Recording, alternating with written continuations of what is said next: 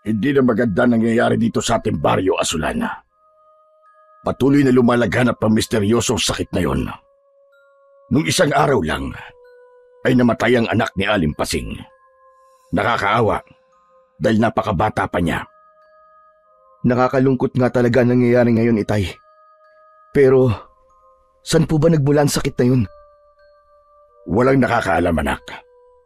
Kahit ang pinakamahusay nating mga albularyo ay hindi matukoy kung saan nanggagaling at nag-umpisan sakit na kumakalat dito sa baryo natin. Sinusubukan ng iba na alamin kung may lason sa tubig o kung may nakain silang masama. Pero walang sagot. Para bang dumating na lang ito ng biglaan. Kung malalaman sana nila, ay baka mas magiging madali para sa kanila ang tumuklas ng lunas para dito. Ngunit ang sabi ni Tatang Elyong ay naipapasa ang sakit sa pamamagitan ng hangin. Nakakabahala na po talaga ang mga nangyayari ngayon. Ilang buwan na simula nang kumalat ang sakit na to sa baryo natin. At habang tumatagal, ay parang mas lalong lumalala. Tama ka, anak. Hindi na ito tulad ng dati. Sa tuwing may sakit na kumakalat, nagagawa natin pigilan bago pa lumala. Pero ngayon, masyado ng maraming nahawa. Isang nakakabahalang tingin ang pinakawalan ni Asulan sa kanyang amang si Tolome. Ang misteryosong sakit ay nagsisimula sa mataas na lagnat na susundan ng pagkakaroon ng pantal sa buong katawan. Para kay Asulan ay nakalulungkot na wala silang makuhang lunas dahil ang baryo nila ay mayroong tribo ng mahusay na mga manggagamot at kabilang sila roon ng kanyang ama. Ngunit sa kabila ng maraming manggagamot sa kanila, kahit isa sa mga ito ay walang nakakaalam para lunasan ang sakit na kumakalat. Kahapon lang po nakita ko po si Kaibo. Mahina na po siya noon pero kahapon po, mas lalong lumala. Halos hindi na po siya makabangon sa higaan. Nakakaawa po siya kung tignan. Para bang unti-unti na siyang pinapatay ng sakit na yon. Pakiramdam ko nga ngayon, Azulan, ay himala na lang ang makakasagip sa ating lahat. Lalong bumigat ang pakiramdam ni Azulan. Mula pagkabata, pinangarap niyang maging isang mahusay na manggagamot. Hindi lamang upang sundan ang yapak ng kanyang ama, kundi upang makatulong sa mga nangangailangan. Itay, hindi natin pwedeng hayaang magpatuloy ito. Kailangan nating hanapan ng lunas ang sakit na ito bago pa mahuli ang lahat. Alam ko, anak. Kaya hindi tayo titigil hanggat hindi natin nalalaman ang sagot para matapos na ang problemang ito sa ating baryo. Habang sinasabi yon ng ama ni Asulan, ay mas tumibay ang determinasyon ni Asulan. Ayaw niyang mawalan ng pag-asa. Hindi sila titigil hanggat hindi nila natutuklasan kung paano matutuldukan ang trahedyang bumabalot sa kanilang baryo. Isang umaga, sa loob ng bahay ni Azulan, na gawa sa pinagtagpi-tagping kawayan at pawid, ay magkatabi silang nakaupo sa mahabang bangko ng kanyang ama habang pinagsasaluhan ang mainit na lugaw na may konting asin at dahon ng malunggay. Habang kumakain si Azulan, ay hindi niya maiwasang mapansin ang kanyang ama.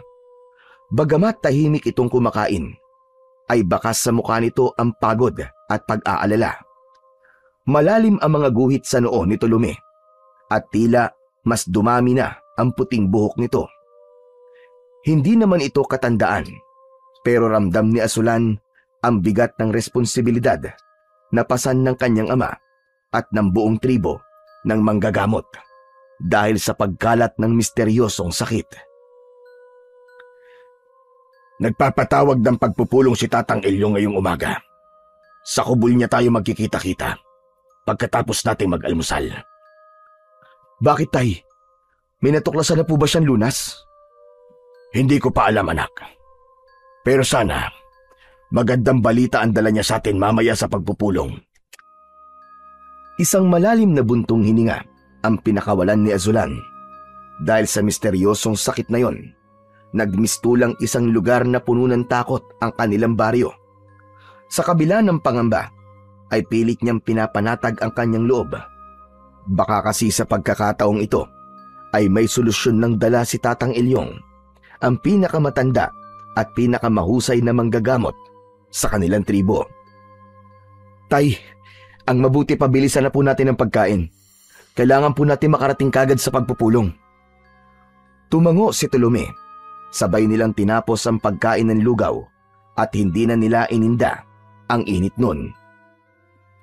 Matapos mag-almusal, ay lumabas na ng kanilang kubo sina Azulan at Tolome upang tahakin ang daan patungo sa kubo ni Tatang Ilyong. Maganda ang panahon ng umagang yon, pero hindi nun napapawi ang bigat sa dibdib ni Azulan. Sa bawat hakbang ni Azulan, ay panay ang dasal niya sa kanyang sarili na sana ay maganda ang balitang sasabihin sa kanila ni Tatang Ilyong. Napansin din ni Azulan na may iba pang miyembro ng kanilang tribo na patungo rin sa parehong direksyon na kanilang tinatahak.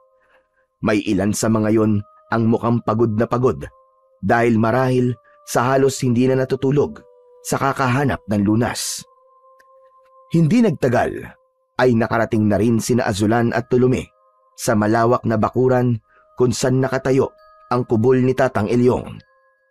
Ang paligid ng bahay ng matanda ay napapalibutan ng iba't ibang uri ng mga halamang gamot na ito mismo ang nagtanim. Nang dumating sila, ay marami-rami na rin ang nakaupo sa harapan ng kubol ni Tatang Ilyong. Tahimik ang lahat na naghihintay. Agad na naupo si Tolome sa harapan at sumunod naman si Azulan sa tabi ng kanyang ama. Maya-maya pa ay lumabas na si Tatang Ilyong mula sa kubol nito. Naglakad ito at tumayo sa harapan nilang lahat. Si Tatang Ilyong ay isang matandang lalaking nasa umigit kumulang 70 taong gulang na. Ang balat nito ay kulubot na at ang buhok nito ay puro puti na, kagaya ng balbas at bigote nito. Inumpisa na ni Tatang Ilyong ang pagsasalita sa pamamagitan ng pagbati sa kanilang lahat. Tahimik na nakinig si Azulan habang nakatayo naman si Tatang Ilyong sa harapan. Sa kabila ng katandaan nito ay malakas at malinaw pa rin ang tinig ng matandang manggagamot. Humihingi ako ng paumanhin sa inyong lahat sa biglaan kong pagpapatawag ng pulong na ito. Alam kong matindi na ang inyong pag-aalala. Alam kong gabi-gabi na kayo nag-iisip ng paraan upang mapigilan ang paglaganap ng sakit na kumakalat ngayon dito sa ating baryo. Ngunit bilang pinuno ng ating tribo ng mga manggagamot, ay tukulin kong manguna sa paghahanap ng lunas. At nais kong aminin sa inyong lahat na matagal ko nang alam kung ano ang lunas sa sakit na ito. Sabay-sabay na nagbulungan ang lahat.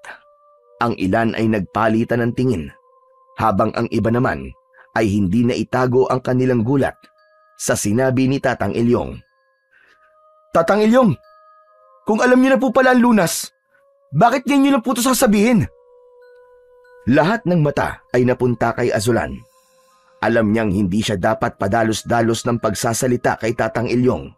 Ngunit hindi niya na napigilan ang kanyang sarili na magtanong ng ganon dahil ilang buwan na silang naghahanap ng lunas. Tapos alam na pala ni Tatang Ilyong ang gamot sa sakit na nagpapahirap sa kanilang baryo. Hayaan mong tapusin ko muna ang aking sasabihin, Azulan. Pasensya na po, Tatang Ilyong. Huwag ka kasing atat, anak. Muling bumalik ang katahimikan sa paligid. Bumalik ang tingin ni Azulan kay Tatang Ilyong at naghintay siya sa sunod na sasabihin nito.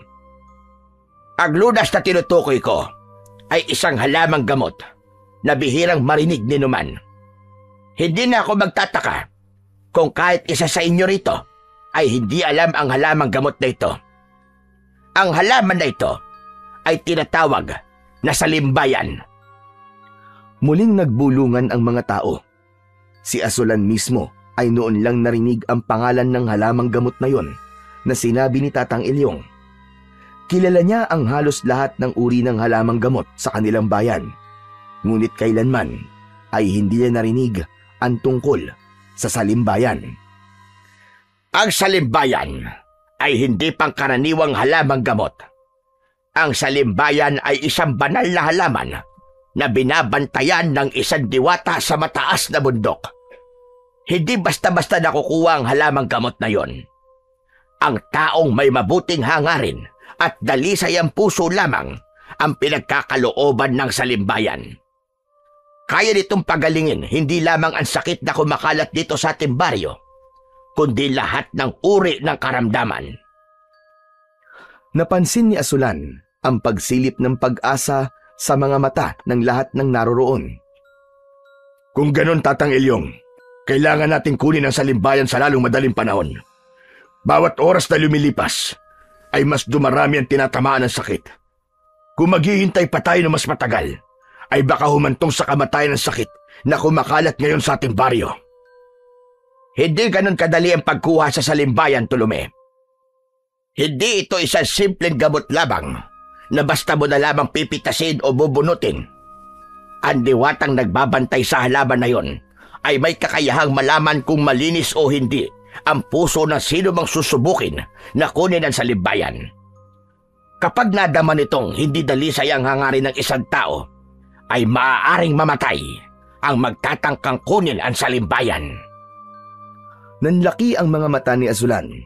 Marami sa paligid ang hindi na itago ang kanilang pagkagulat. May ilan pang napaatras na parang pinanghihinaan ng loob sa nalaman. Kaya hindi ko agad sinabi sa inyo.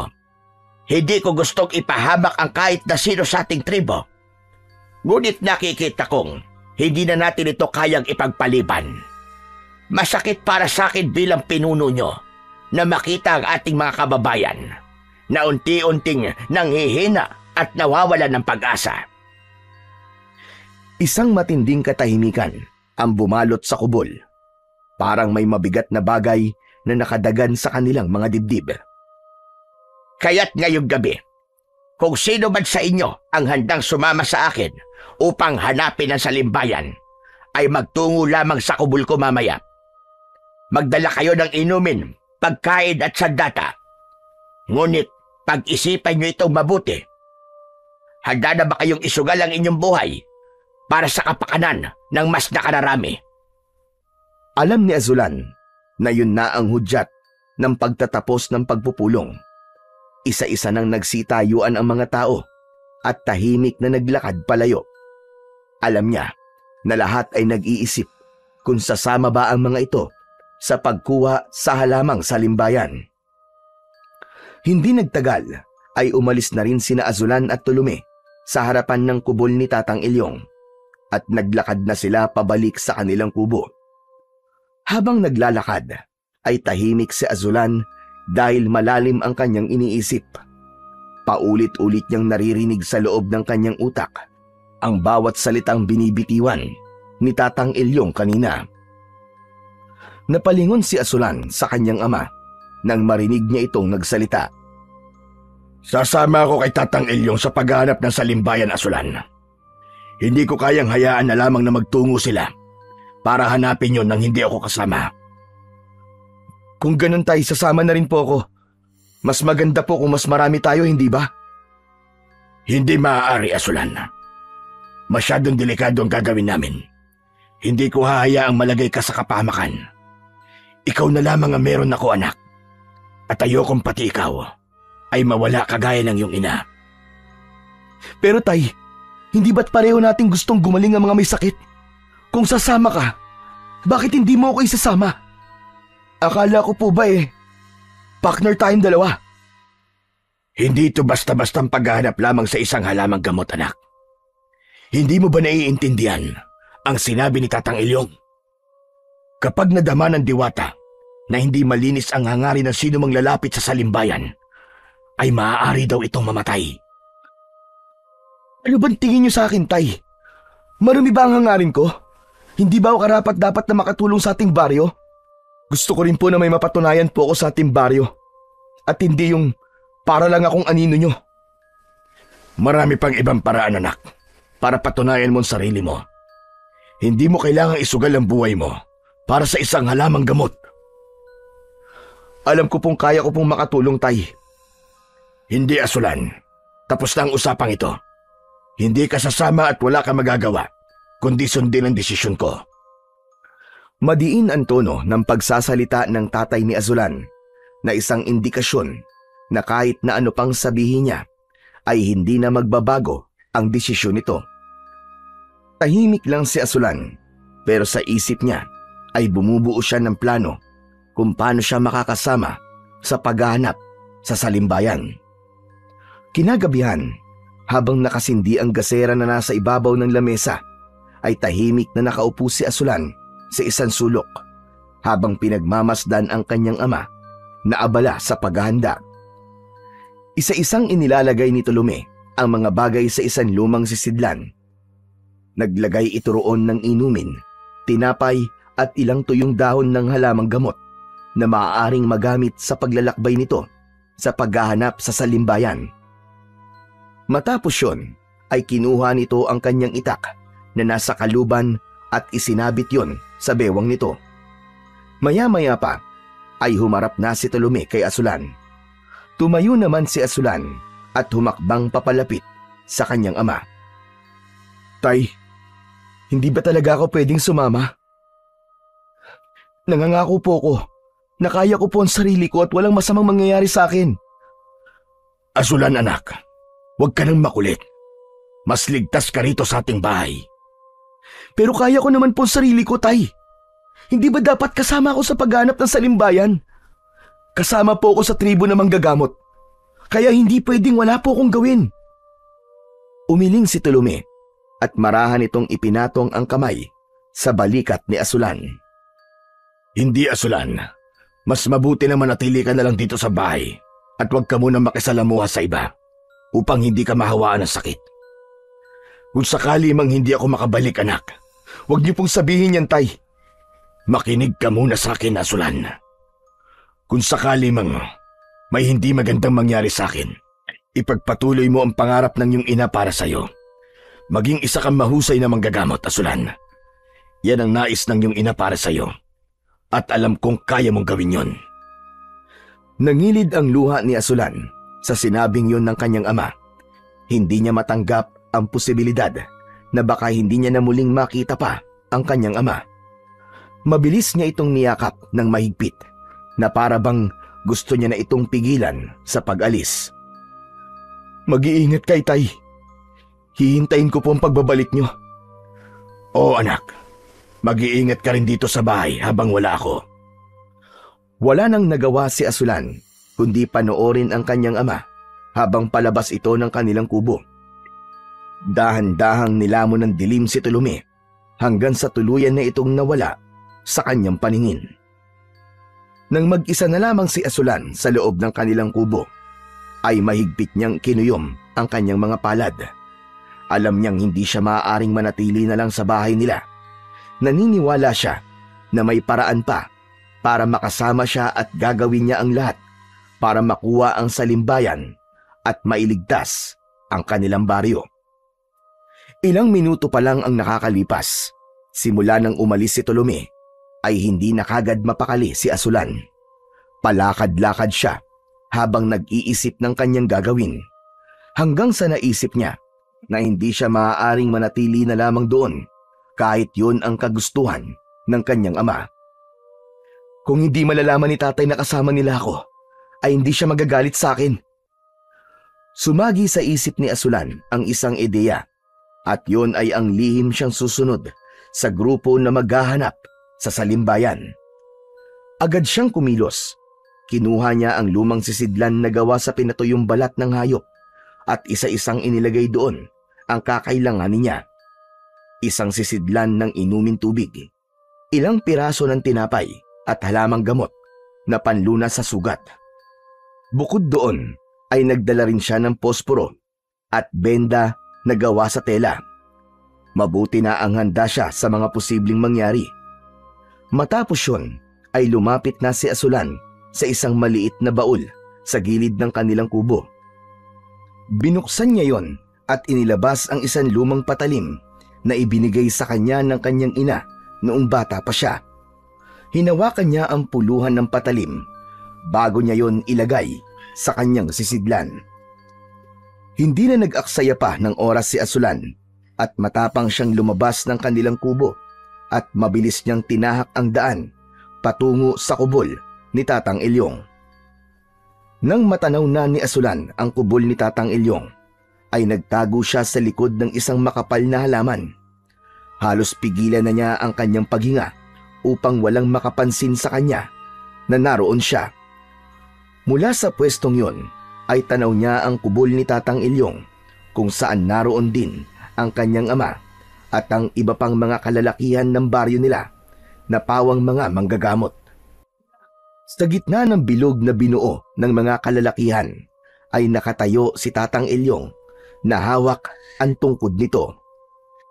Ang bundok nating pupuntahan ay hindi basta-basta. Hindi natin alam kung anong maaaring sumalubong sa atin roon, gaya ng mga mababangis na hayop, masasamang loob o higit pa roon. Ngunit ang pinakamalaking panganib ay ang mismong tagapagbantay ng salimbayan, ang diwata. Gaya na sinabi ko kanina, kung mararamdaman ng diwata na may bahid ng kasakiman o kasamaan ang sino mang lalapit sa salimbayan, ay kamatayan ang kakaharapin niya. Nagpalitan ng tingin ang ilan sa mga kalalakihan na naroroon. Bakas ang pagkabahala sa mukha ng mga yon sa sinabi ng matanda.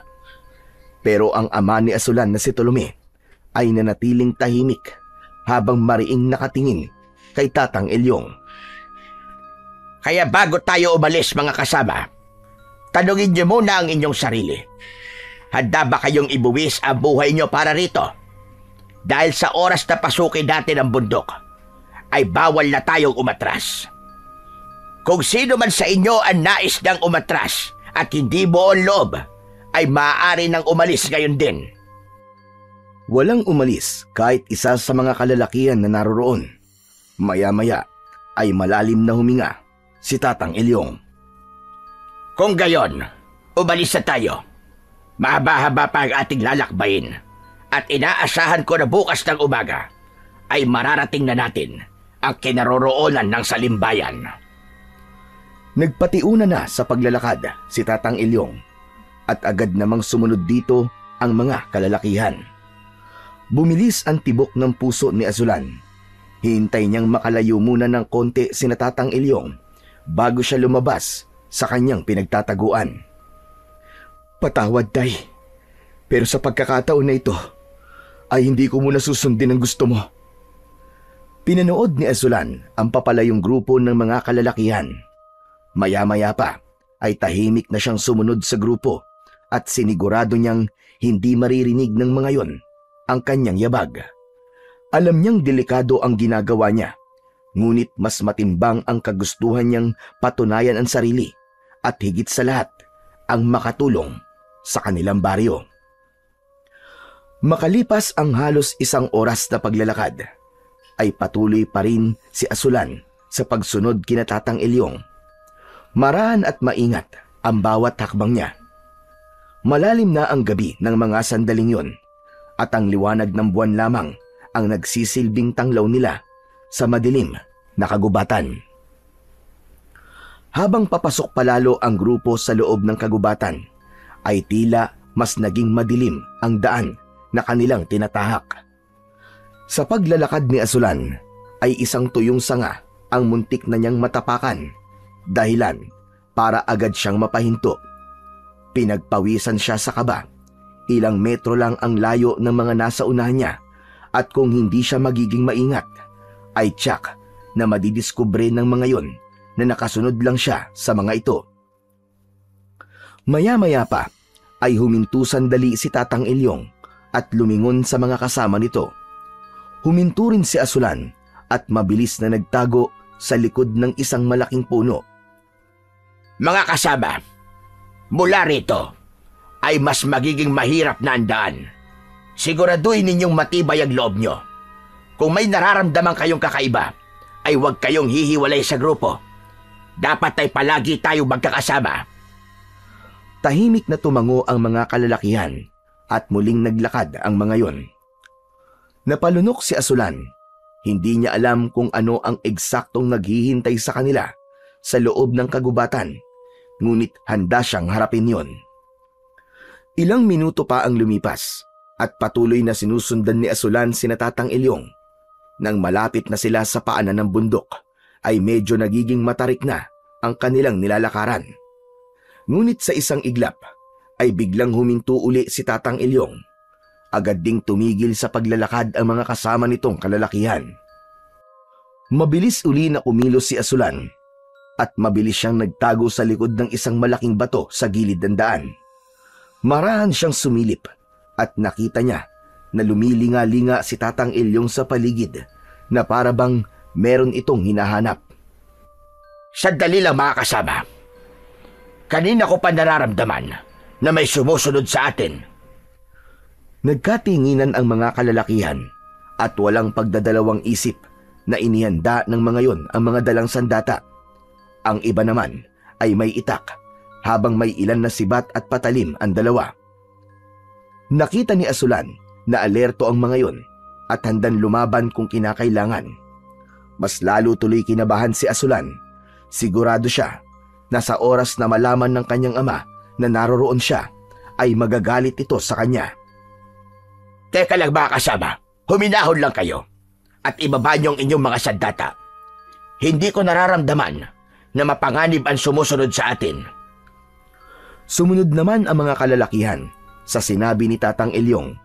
Naglakad ang matanda at huminto ilang di pa lang ang layo mula sa batong pinagtataguan ni Asulan. Kung sino ka man, lumabas ka na kung nasan ka.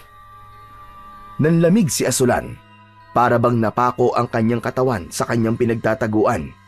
Hindi niya alam kung magpapakita na ba siya o maghihintay pa ng ibang pagkakataon para makalusot. Mas lalo niyang isiniksik ang sarili sa kanyang pinagtataguan habang pilit niyang pinapakalma ang kanyang sarili. Kung sino ka man, inuulit ko, lumabas ka na. Nangangako ko na hindi ka namin sasaktan. Nang marinig yon ni Asulan, ay para siyang kinapos bigla ng hininga. Napagtanto niya na wala na siyang ibang pagpipilian kundi ang magpakita. Kahit manatili siya sa likod ng malaking bato, ay tiyak na hahanapin pa rin siya ni Tatang Ilyong. Sa puntong yon, ay nagdesisyon na si Asulan na lumabas sa kanyang pinagtataguan. Marahan siyang lumabas sa likod ng malaking bato habang nakayuko. Halos hindi siya makatingin sa mga mata ng mga taong nasa kanyang harapan, lalong-lalo na sa kanyang ama. Asulan! Anak! Anong ginagawa mo rito? Agad na lumapit si Tolome kay Asulan at bago pa makapagpaliwanag si Asulan, ay mariin nitong hinawakan ang kanyang braso. Hindi ba't nag-usap na tayo? Sinabi ko sa'yo na hindi ka pwedeng sumama. Bakit ang kulit mo? Tay, kaya ko namang alagaan ang sarili ko eh. Hindi po ako magiging pabigat sa inyo. Ang usapan natin ay doon ka lang sa bahay. Bumalik ka na bago pa ako magalit sa'yo. Sandali lang, Tolome. Total nandito na si Asulan, ay mas mabuti pang isama na natin siya sa paghahanap ng salimbayan. Napatingin si Tolome kay Tatang Ilyong. Bakas sa mukha nito na hindi ito sang-ayon sa sinabi ng matanda. Hindi mo naiintindihan, Tatang Ilyong. Delikadong gagawin natin at ayokong ilagay sa panganib ang buhay ng nag-iisa kong anak. Mas delikado kung babalik siya mag-isa sa baryo. Alam mo namang may mababangis na hayop dito sa gubat, hindi ba, Tolome? At isa pa, huwag mong pigilan ang anak mo sa mga bagay na nais niyang gawin, lalo na kung ito ang magpapalakas at magpapatapang sa kanya. Kailangan ng baryo natin ang mga kabataang katulad niya. Hindi natin sila dapat pigilan, Tolome. Nanatiling tahimik si Tolome. Maya-maya pa ay lumipat ang tingin nito kay Asulan. Nakita niya sa mga mata ng kanyang ama ang pag-aalinlangan. Nang sandaling yun ay walang ibang nais si Asulan kundi ang pumayag ang tatay niya na sumama na siya sa mga ito sa paghahanap sa salimbayan. Sige, Asulan. Sumama ka na. Tama si Tatang Ilyong. Delikado pa kung mag-isa kang babalik sa atin. Pero pag uwi natin sa bahay pagkatapos ito, ay mag-uusap tayong dalawa, Asulan. Opo, salamat po, Tay. Hindi tuluyang nawala ang kaba sa dibdib ni Asulan dahil ramdam niyang labag ito sa kalooban ng kanyang ama ang pagpayag nito na sumama siya. Ganun pa man, hindi pa rin siya makapaniwala na kasama na siya sa mahalagang misyon ng mga tribo ng manggagamot upang masagip ang baryo nila mula sa kumakalat na sakit. Ngunit si Tatang Ilyong ay tumango kay Asulan. Napakatapang mo, Asulan. Malaking bagay ang ginawa mong ito. Dahil kung mas marami tayo, ay mas malaki rin ang posibilidad na makuha natin ang salimbayan. Naniniwala po kasi ako, Tatang Ilyong, na bilang miyembro ng tribo ng manggagamot ay tungkulin kong sumama sa inyo. Tolome, napakaswerte mo sa anak mong ito. Hindi lang siya matapang, kundi may malasakit din sa iba. Hindi nakasagot si Tolome. Tinitigan lang nito si Asulan na may halong pag-aalala. Hindi na rin sila nagtagal doon at nagsimula na ulit silang maglakad patungo sa kinaroroonan ng salimbayan. Sa pangunguna ni Tatang Ilyong ay sinimulan ng grupo ang pag-akyat sa bundok. Mabagal, ngunit sigurado ang kanilang bawat takbang. Hindi naging madali ang pag-akyat nila dahil madulas ang lupa. May ilang bahagi rin na sobrang matarik. Ilang beses din silang huminto upang magpahinga. Umupo si Asulan sa isang malaking ugat ng puno at pinahinga ang nananakit niyang mga binti at mga paa. Mula sa kanilang kinaroroonan ay kitang-kita niya ang malawak na kagubatan sa ibaba na kanina lang ay dinaanan nila. Mga kasama, malapit na tayo sa tuktok. Konting tiyaga na lamang. Tatang Ilyong, ano po ba ang itsura ng salimbayan? Ayon sa mga nakakita sa salimbayan, ang dahon nito ay kulay rosas na mapusyaw. Hindi ito kagaya ng ibang halaman sa kagubatan. May sarili itong kakaibang ningning. Kaya kahit na nasa gitna ito ng maraming halaman, ay mapapansin mo ito kagad. Tahimik na tinandaan ni Asulan ang sinabi ni Tatang Ilyong. Sa kanyang isipan, inilarawan niya ang itsura ng salimbayan na isang halaman na may natatanging liwanag sa gitna ng kagubatan. Makalipas ang ilang oras, sa wakas ay narating na ni Asulan ang tuktok ng bundok.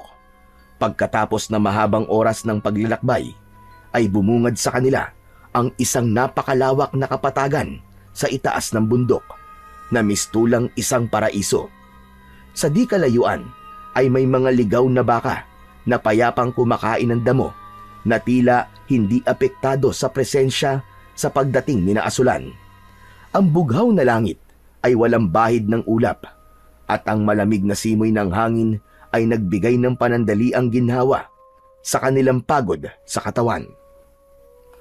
Ngunit sa kabila ng kagandahang yon ay may isang bahagi ng bundok na kailangan nilang mag-ingat. Merong kasi dong isang napakalalim na bangin. Lumapit si Tatang Ilyong sa gilid ng bangin at sumilip. Matapos yon ay humarap ito sa kanila. Mag-ingat kayong lahat dito sa gilid ng bundok. Isang maling hakbang lamang nyo ay siguradong makakaharap nyo kagad si San Pedro. Ngayon, simulan na natin ang paghahanap sa salimbayan. Lahat ay tumango at sinimulan na ang kanilang tunay na misyon, ang paghahanap sa halamang gamot na kung tawagin ay salimbayan. Habang naglalakad si Asulan, ay naramdaman niya ang presensya ng kanyang ama. Huminto siya at sa paglingon niya ay nakita nga niya ang ama niyang si Tolome na seryoso ang muka na nakatingin sa kanya. Hindi ba't nag-usap na tayo? Bakit sumama ka pa rin? Hindi ba dapat tayo matuwa ka? Pinuri po ko ni Tatang Ilyong kanina. Kapag naging tatay ka na, Asulan, maiintindihan mo kung bakit ako nagagalit sa pagsuway mo sa akin ito. Oo, hindi ka na nga bata. Pero kahit ganun pa man, ay hindi nun mababago ang katotohanan na anak pa rin kita. At wala akong ibang gusto kundi ang protektahan ka. Napalunok si Asulan sa sinabi ng kanyang ama. Alam niyang mahal siya ng kanyang ama, pero hindi niya rin maiwasang maramdaman ang konting sama ng loob dahil tila pinipigilan nitong makagawa siya ng mga bagay na maaari niyang maipagmalaki pagdating ng araw. Hindi na lang din niya sinagot ang kanyang ama at ipinagpatuloy na lang niya ang paghahanap sa salimbayan.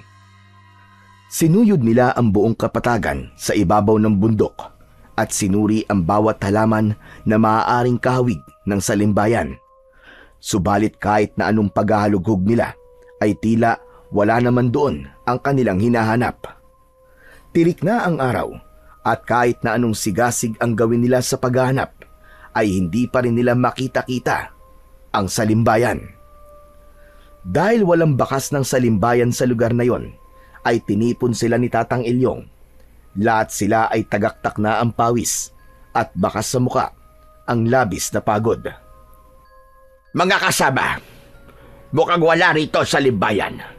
Lilipat tayo ng lugar. Sa banda ron naman tayo maghahanap.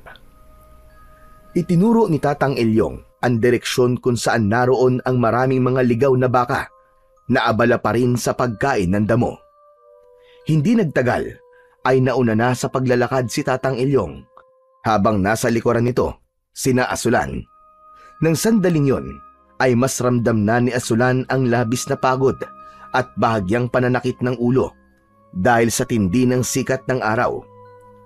Habang palapit sila sa mga ligaw na baka, ay napansin nila ang kakaibang kilos ng mga baka. Huminto ang mga yon sa pagkain ng damo at sabay-sabay na tumingin kina Asulan. Napahinto tuloy ang lahat sa paglalakad. Teka, bakit parang ang sama po ng tingin ng mga baka sa atin? Huwag niyong pansinin ang mga ligaw na baka. Diretso lang tayo sa paglalakad. Napalunok si Asulan. Hindi niya maalis ang tingin sa mga baka. May kung anong hindi tama sa paraan ng pagtitig ng mga yon sa kanila. Ngunit nang hahakbang na sila, ay biglang nagkagulo ang ligaw na baka. Sabay-sabay na nagtakbuhan ng mga yon papunta sa direksyon nila. Nagsigawan ng ilang kalalakihan. Sa dami kasi ng mga ligaw na baka na pasugod sa kanila, ay siguradong malaki ang posibilidad na may mamatay sa kanila sa bigat ng mga yon. Ngunit si Asulan ay nanatili sa kanyang kinatatayuan. Labis siyang nabigla sa mga pangyayari. Nanigas ang kanyang mga binti at hindi niya maigalaw ang kanyang katawan. Wala siyang ibang narinig kundi ang dagundong ng yabag ng mga baka na palapit sa kanya. Isang baka ang dumiretso sa direksyon ni Asulan at malakas na bumangga ang ulo nito sa kanyang tiyan. Sa isang iglap, naramdaman niya na lumipad sa ere ang kanyang katawan at nang bumagsak siya ay nasa ibabaw na siya ng isang ligaw na baka. Napakapit siya ng mahigpit sa katawan ng baka na yon. Nagwala yon at nawalan ng direksyon sa pagtakbo. Nakita ni Asulan ang kanyang ama na pilit na humahabol sa kanya, ngunit huli na. Ang baka na kanyang sinasakyan ay patuloy na tumakbo. Nanlaki ang mga mata ni Asulan nang makita niya na ang tinutumbok ng ligaw na baka ay ang bangin. Nang tumalon ang baka sa bangin, ay sakalang naisip ni Asulan na bumitaw sa katawan nun. Ngunit huli na ang lahat dahil naisama siya ng ligaw na baka sa pagtalon nito sa bangin. Habang mabilis na nahuhulog si Asulan, ay nakita niya ang mukha ng tatay niya sa gilid ng bangin na umiiyak at kahit imposibleng mailigtas pa siya nito, ay pilit pa rin siya nitong inaabot. Bumulusok pa ibaba ng napakataas na bangin si Asulan. Pakiramdam niya ay may kung anong sasabog sa dibdib at tiyan niya ng sandaling yon. Hanggang sa tumama ang likod niya sa isang matigas na sanga sa isa sa mga puno sa ibaba ng bangin. Mabilis niyang iginala ang kanyang mata at isang sanga ang kanyang hinawakan. Dahil doon ay napigilan niya ang tuluyang pagbagsak niya sa lupa. Nanginig ang mga braso ni Asulan habang nakakapit siya sa sanga dahil sa bigat ng kanyang katawan. Ramdam niya ang pagkapunit ng kanyang palad dahil sa gaspang ng kahoy, ngunit wala siyang magawa kundi ang kumapit ng mahigpit. Hanggang sa hindi inaasahang pangyayari, biglang naputol ang sangang kinakapitan niya at tuluyan na siyang bumagsak sa lupa. Ngunit sa pagkakataong yun ay mas mababa na ang distansya niya sa lupa. Hindi naging maganda ang pagkakabagsak ng kanang paa niya at nakaramdam siya ng matinding kirot doon. Nanlabo ang paningin ni Azulan at kahit gusto niyang isigaw ang sakit, hindi niya magawa. Tumingala siya at doon niya nakita kung gaano kataas ang kanyang binagsakan at talagang isang matatawag na himala kung paano pa niya nagawang mabuhay ng sandaling yon. Nagpalipas muna ng ilang minuto si Azulan para makabawi siya ng lakas. Pumikit siya at pilit na binabaliwala ang kirot sa kanyang kanang paa. Alam niya na hindi siya maaaring manatili roon dahil kailangan niyang ipaalam sa kanyang ama na buhay pa siya. Maya-maya pa ay bumangon na si Azulan. Nanginginig ang buong katawan niya dahil sa labis na panghihina. Nang tuluyan siyang nakatayo, ay tumingala siya sa itaas ng bangin. Naisip niya na baka kung sisigaw siya ay malalaman ng tatay niya na nakaligtas siya mula sa pagbagsak niya. Tay! Nandito po ako! Buhay pa ako! Napakalakas ng sigaw ni Azulan. Ilang beses pa niya itong inulit at naghintay siya ng sagot o kahit senyales man lang na narinig siya ng tatay niya na nasa itaas ng bangin. Ngunit lumipas ang ilang sandali ay wala siyang natanggap na sagot o senyales. Isa pang malakas na sigaw ang pinakawalan ni Azulan bago siya tuluyang sumuko. Bumagsak ang mga balikat niya at doon niya napagtanto na sa sobrang taas ng bangin ay malabo na marinig siya ng mga taong nasa itaas nun. Diyos ko, makakaalis pa ba ako rito? Baka naman dito na ako mamatay. Hindi. Tumigil ka, Azulan. Hindi ka pinalaking mahina ng tatay mo.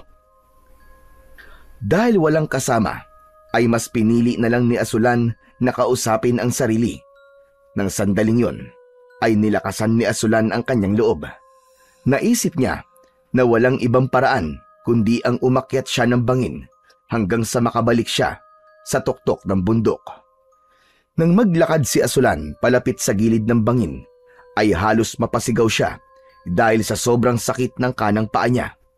Parang may matalim na kutsilyong tumatarak sa buto niya sa tuwing itinatapak niya yon sa lupa. Kaya ang ginawa niya ay inilipat niya sa kaliwang paa ang bigat ng kanyang katawan. Sinipat niya ang mga nakausling ugat ng puno at batong maaaring mahawakan sa gilid ng bangin para makaakyat siya. Humugot si Azulan ng malalim na paghinga. Sa kanya hinawakan ang ugat ng puno.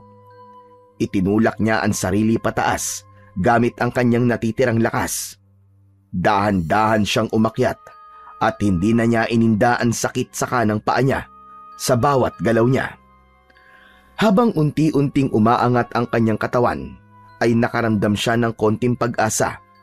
Ngunit nang umabot na siya ng halos 2 metro mula sa lupa, ay naramdaman niyang nangihina na ang kanyang mga braso. Pawisan na ang kanyang mga palad at dumudulas na ang kapit niya sa nakausling bato na kanyang hinahawakan. Hanggang sa bigla na lang humagalpos ang pagkakapit ni Azulan sa bato. Mabilis siyang bumagsak at malakas na humampas ang kanyang likod sa matigas na lupa. Sa lakas ng pagkakabagsak niya, ay halos mawalan ng hangin ang kanyang baga. Pakiramdam niya ay hindi siya makahinga. Parang may kung anong pumipiga sa kanyang dibdib. Nanlalabo na ang kanyang paningin at bumigat ang talukap ng kanyang mga mata. Hindi nagtagal ay tuluyan ng nawalan ng malay si Azulan. Sa tuktok naman ng bundok ay nakatayo pa rin si Tolome sa gilid ng bangin. Ilang oras na siyang naroon at hindi niya na namalayan na kalat na ang dilim sa paligid. Namamagana ang kanyang mga mata sa pag-iyak, ngunit ang mga luha niya ay patuloy sa pagpatak na para bang hindi yun nauubos. Asulan, anak. Kung naririnig mo ko, sumagot ka naman. Ngunit ang tanging sumagot kay Tolome ay ang malamig na ihip ng hangin. Ilang hakbang mula kay Tolome ay tahimik na nakamasid sa kanya ang iba pang kalalakihan. Maya-maya pa ay naramdaman niya ang paglapit sa kanya ni Tatang Elyong. Ipinatong ng matanda ang kamay nito sa kanyang balikat. Tolome, ikinalulungkot ko. Pero sa taas ng binagsakan ni Asulan, ay imposibleng buhay pa siya. Masakit, pero kailangan mong tanggapin ang katotohanan. Ginawa ko naman ang lahat, Tatang Elyong, para protektahan siya. Pero nabigo ako. Anong klaseng ama ako kung hindi ko kayang protektahan ang sarili kong anak? Huwag mong sisihin ang sarili mo. Hindi mo ginusto ang nangyari.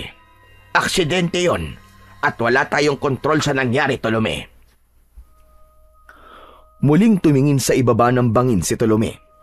Kahit hindi niya makita ang pinakaibaba ng bangin, ay umasa pa rin siya na makikita niya roon si Asulan.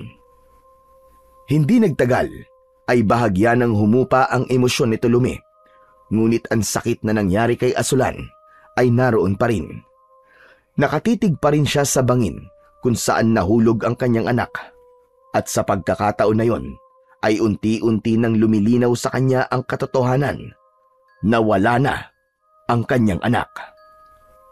Dahan-dahan niyang ipinikit ang kanyang mga mata upang pigilan ang panibagong bugso ng sakit na bumalot sa kanyang puso. Alam niyang wala na siyang magagawa, kundi tanggapin ang lahat kahit masakit at mahirap. Mula sa kanyang likuran ay muling lumapit si Tatang Elyong. Tolome, nag-ikot na mga kasama natin at walang paraan para makuha ang katawan ni Asulan sa ibaba ng bangin. Napakatarik ng bangin at kahit sino sa atin ay hindi kayang bumaba roon nang hindi malalagay sa peligro ang sarili. Napatingin si Tolome kay Tatang Elyong, ngunit hindi siya nagsalita. Alam niyang totoo ang sinasabi nito, ngunit mahirap para sa kanyang tanggapin na kahit ang katawan ng kanyang anak ay hindi niya na makukuha at mabibigyan ng maayos na libing. Mas mabuti kung maglagay tayo ng palatandaan sa lugar na ito. Isang alaala para kay Asulan. Walang imik na tumango si Tolome.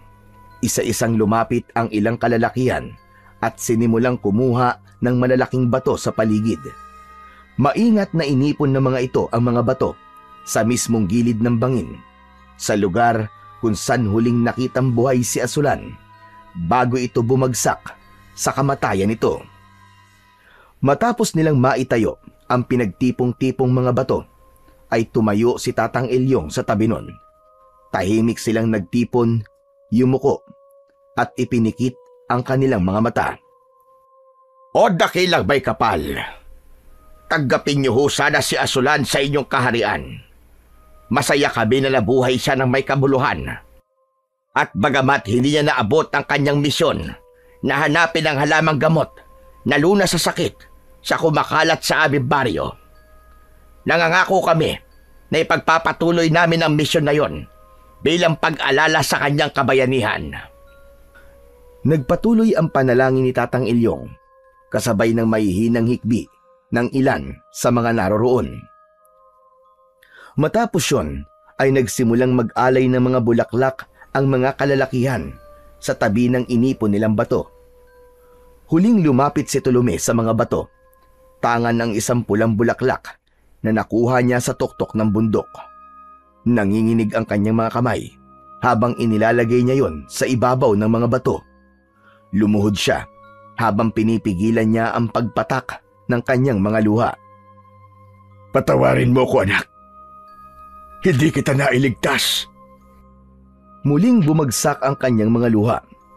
Hindi niya na yon napigilan pa dahil tila mas lalong sumikip ang dibdib niya nang subukan niya yung wag ilabas. At sa gabing yon, sa ilalim ng madilim na kalangitan, ay tahimik niyang ipinagluksa ang kanyang pinakamahalagang kayamanan, ang kanyang anak na hindi na muling babalik kailanman. Nabalot ng katahimikan ng paligid nang matapos ang simpleng seremonya para kay Asulan. Ang mga mata ni Tolome ay nanatiling nakatuon sa mga batong inipon nila bilang palatandaan ng himlayan ng kanyang anak. Napapitlag siya nang may biglang tumapik sa kanyang likod. Sa kanyang paglingon ay nakita niya si Tatang Ilyong. Kailangan na natin bumalik sa baryo. Hindi pa tapos ang ating misyon sa paghahanap sa salimbayan.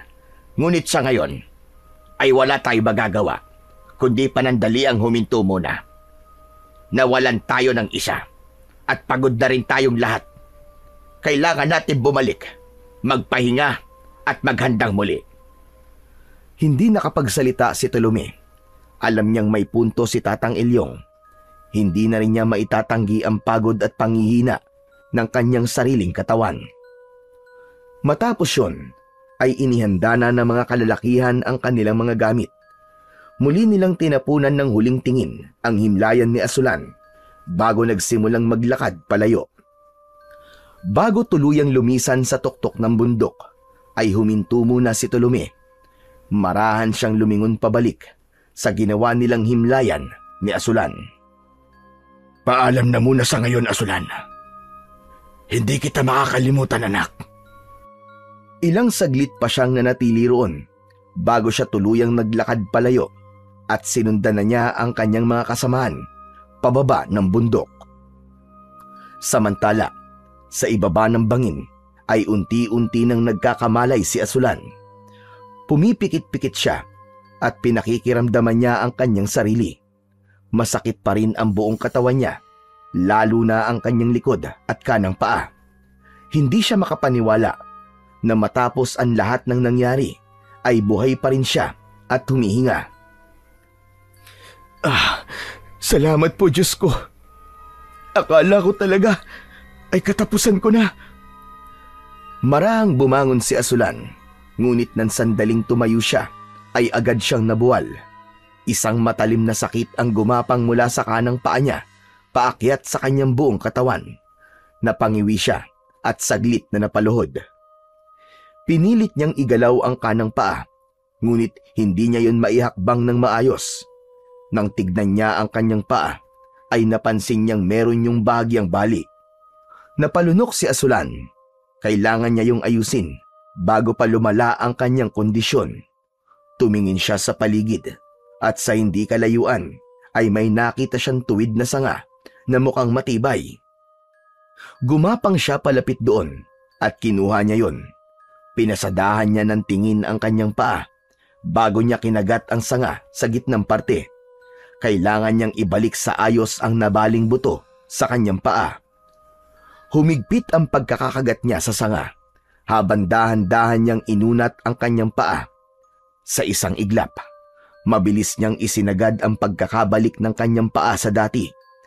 Isang matinding kirot ang gumapang sa buong katawan ni Asulan at hindi niya napigilang mapasigaw ng dahil sa labis na sakit. Pumikit siya ng mariin habang nanginginig ang buo niyang katawan, ngunit alam niyang wala siyang ibang pagpipilian kundi ang tiisin ang sakit. Inabot niya ang sisidlan niya ng mga dala niyang gamit at mula roon ay kinuha niya ang telang benda. Kaagad niyang itinapat ang sanga sa kanyang nabaling paa at mahigpit na itinali yon gamit ang tela. Hinigpitan niya ang pagkakatali upang siguraduhin hindi yon matatanggal. Matapos ang ilang sandali, matapos niyang maayos ang kanyang nabaling paa, ay naisip niya na kailangan niyang maghanap ng masisilungan bago siya mamatay sa lamig ng gabing yun. Kahit nahihirapan, ay pinilit pa rin ni Asulan na maglakad. Napapangiwi siya sa bawat takbang, ngunit hindi siya humihinto sa paglalakad. Sa kanyang mabagal at paika-ikang paglalakad, ay napansin niya ang isang madilim na lagusan sa hindi kalayuan. Nang tignan niya yon ng mabuti, ay nalaman niya na isa pala yung kuweba. Kapag siniswerte ka nga naman kahit papano, sino makakapagsabi na meron palang kuweba rito? Naglakad si Asulan patungo sa bukana ng kuweba at sumilip siya sa loob nun upang masiguro niya na walang kahit na anong mabangis na hayop doon. Nang umihip ang hangin at mas naramdaman niya ang lamig, ay mas naramdaman niya na kailangan niya na talagang pumasok sa loob ng kuweba. Maraang pumasok si Asulan sa loob ng kuweba. Nang marating niya ang isang bahagi ng kuweba na hindi masyadong mabato, ay marahan siyang umupo roon at isinandal niya ang likod sa gilid ng kuweba. Ano na kayang nangyari kay tatay? Hinahanap niya kaya ako? O iniisip niya na baka patay na ako? Habang nasa loob ng kuweba, ay inaasahan ni Asulan na makakaligtas na siya mula sa lamig. Pero kahit nasa loob pala siya ng kuweba, ay malamig pa rin doon. Dahil doon, ay muli siyang tumayo at lumabas ng kuweba. Naghanap siya ng mga tuyong sanga na maaari niyang gamitin bilang panggatong. Isa-isa niyang pinulot ang ilang piraso ng tuyong sanga. Matapos yun, ay bumalik na siya sa loob ng kuweba. Inilapag niya ang mga kahoy sa isang patag na bahagi ng lupa. Kinuha niya mula sa kanyang sisidlan ang maliit na kahon ng posporo. Gamit ang palito ng posporo, ay gumawa siya ng apoy gamit ang mga nakuha niyang sanga. Unti-unting lumaki ang apoy at dahil doon ay may ginhawang naramdaman si Asulan nang mabawasan ang lamig sa loob ng kuweba. Nahiga siya malapit sa apoy, tumagilid siya habang nakabaluktot ang katawan. Bukas na lang ako ng umaga maghahanap ng daan pabalik sa baryo. Sana naman ay merong daan dito pabalik sa amin. Pumikit na si Asulan at sinubukan niyang ipahinga ang kanyang isip. Ngunit bago pa man siya tuluyang makatulog, ay isang malalim na pag-angil ang umalingaw-ngaw sa loob ng kuweba. Napabalikwas si Asulan. Agad niyang inabot ang isang kahoy na may sindi ng apoy at itinanglaw niya yon upang masilayan kung ano ang nasa loob ng madilim na kuweba. Napakunot ang noo niya nang may napansin siyang gumagalaw na anino roon, hanggang sa isang pares ng matatalim na mga mata na nagliliwanag sa dilim ang kanyang nakita. Kinabahan si Asulan habang palapit sa kanya ang may-ari ng mga matang yon, hanggang sa nalaman niya na isang puting asong gubat pala ang may-ari ng mga matang yon. Nakataas ang mga balahibo nun at tila galit na umaangil sa kanya. Napalunok si Asulan. Kahit gustuhin niyang tumakas o tumakbo, ay alam niyang wala siyang laban sa asong gubat, lalo na sa kalagayan niya ng sandaling yon. Bahay mo ba tong kuweba? Dito ka ba nakatira? Huwag kang mag-alala. Hindi kita sasaktan. Nakikisilong lang ako. Ngunit hindi tumigil ang asong gubat sa pag-angil. Sa halip, marahan itong lumapit sa kanya habang ang mga mata nito ay nakapako sa kanya na tila tinatansya kung siya ba ay isang kaaway. Lalong bumilis ang tibok ng puso ni Asulan sa takot nang magpatuloy ang asong gubat sa paglapit sa kanya. Ngunit nang halos isang dipa na lamang ang layo nito sa kanya, ay bigla itong natumba at dumaing na para bang merong kung anong masakit dito. Matamang tinignan ni Asulan ang asong gubat. Doon niya napansin ang sariwang sugat sa harapang paa nito sa kanan. Dahil doon ay napagtanto niyang maaaring nais lamang ipagtanggol ng asong gubat ang sarili nito dahil ang akala nito ay sasaktan niya ito. May awang naramdaman si Asulan para sa hayop. Kahit may takot pa rin ay ibinaba niya ang hawak na kahoy na may apoy sa dulo at lumapit siya sa asong gubat. Nang hahawakan niya na ang sugat nito, ay bigla nitong sinakmal ang kanyang kamay. Naramdaman ni Asulan ang pagbaon ng mga ngipin ng asong gubat sa kanyang balat. Ngunit sa kabila ng sakit at hapdi, ay hindi gumalaw si Asulan.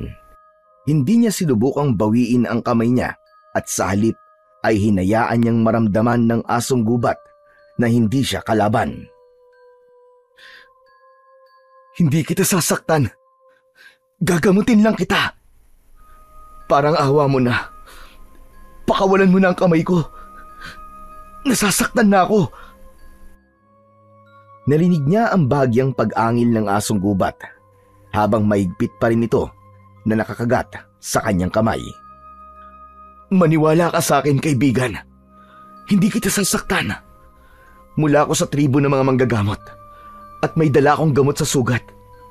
Kaya kong gamutin ang sugat mo.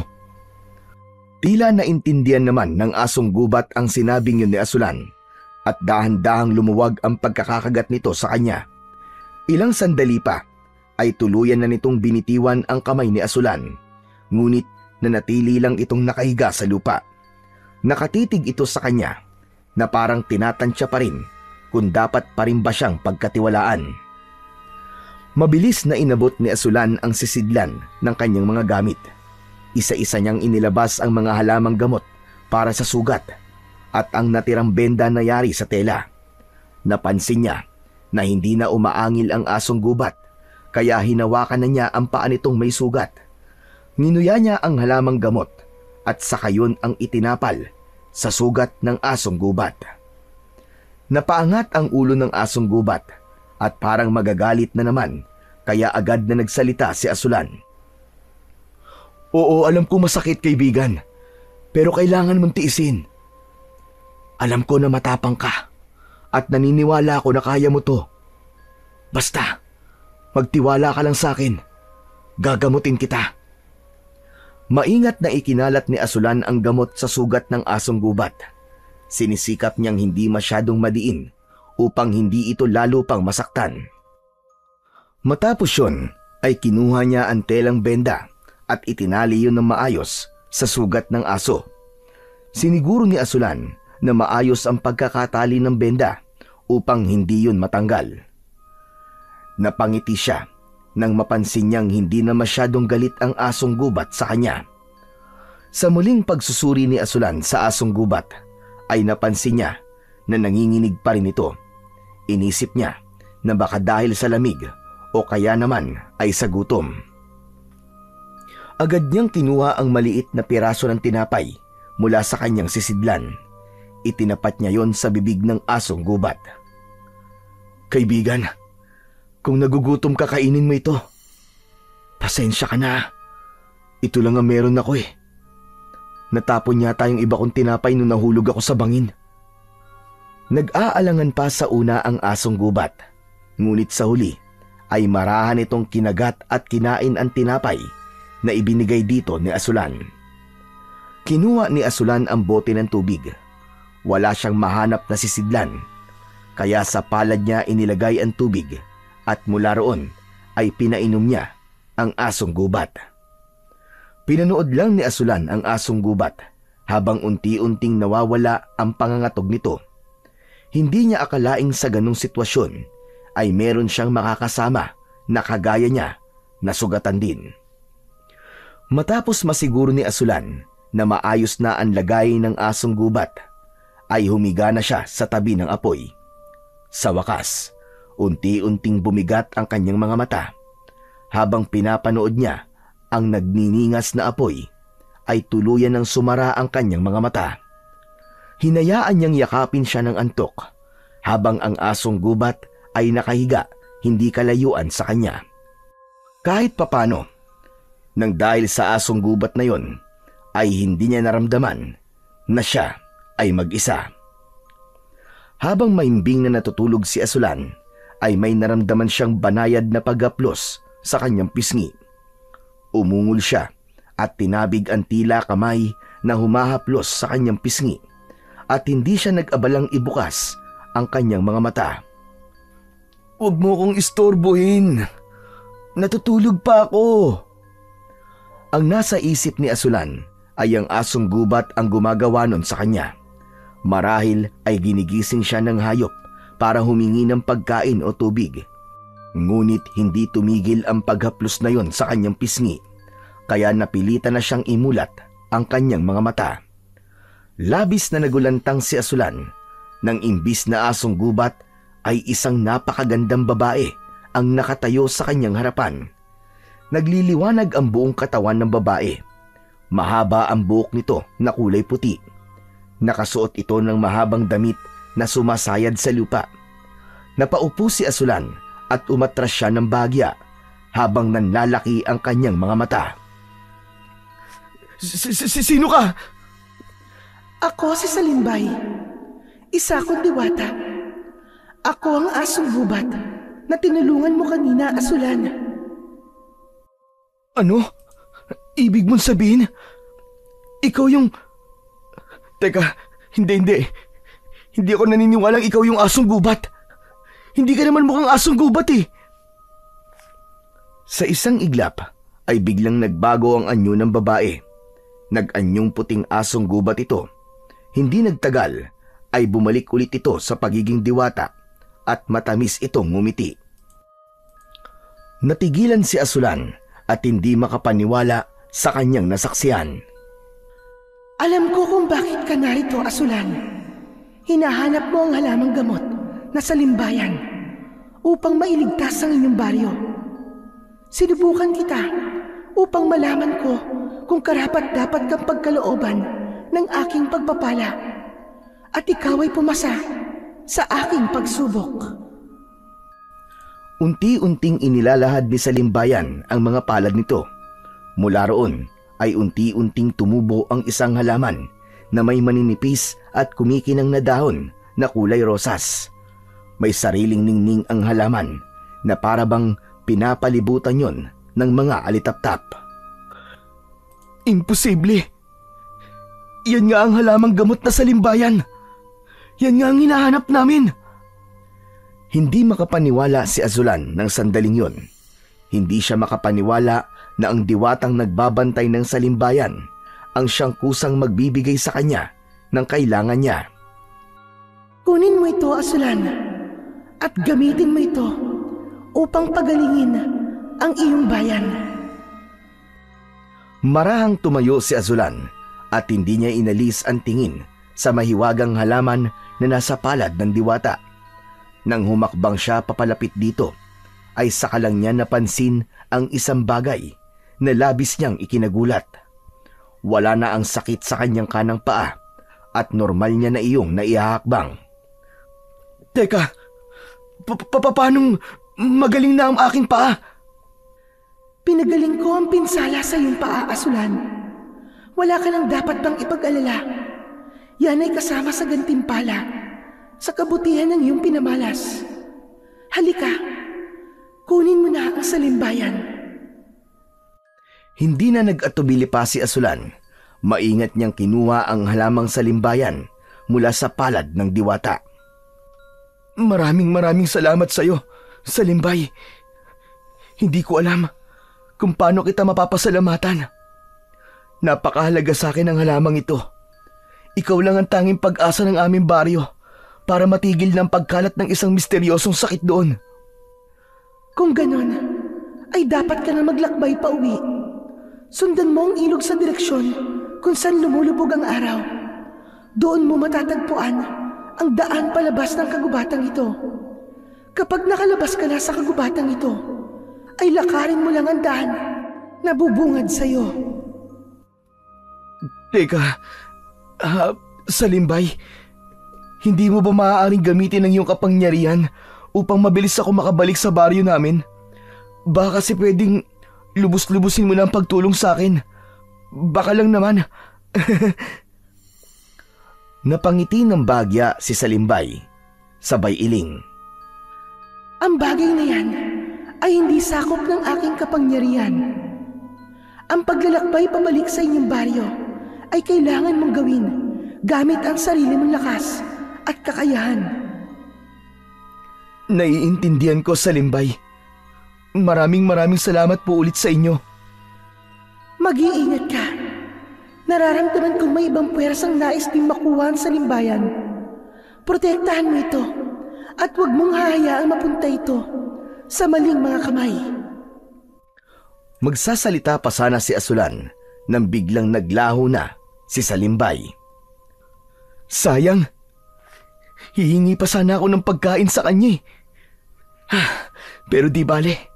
Ang importante ay nasa akin na ang Salimbayan. Mabilis na nagpasya si Asulan. Inilagay niya ang halamang Salimbayan sa kanyang sisidlan. Matapos yun, ay lumabas na siya ng kuweba at sumalubong sa kanya ang matinding sikat ng araw. Agad niyang sinimulan ang kanyang paglalakbay palabas ng kagubatan. Tinandaan niya ang sinabi ni Salimbay at nang makita niya ang ilog ay nilakad niya ang direksyon kung saan lumulubog ang araw. Sa ilalim ng matinding sikat ng araw ay patuloy na naglalakad si Asulan. Bagamat hindi niya alam kung gaano katagal ang guguguli niya bago siya makalabas ng kagubatan, ay determinado pa rin siyang makauwi sa baryo nila. Dahil sa wakas ay natagpuan na niya ang Salimbayan, ang halamang gamot na magpapagaling sa kumakalat na sakit sa kanilang baryo. Sa gitna ng kanyang paglalakad ay isang matangkad at matipunong lalaki ang sumalubong sa kanya. May matalim itong tingin at waring galing sa isang mahaba at nakakapagod na paglalakbay. Kaibigan, baka may pagkain ka pa riyan. Gutom na ako. 2 araw na ako naglalakad at tanging tubig lamang sa ilog ang laman ng aking sikmura.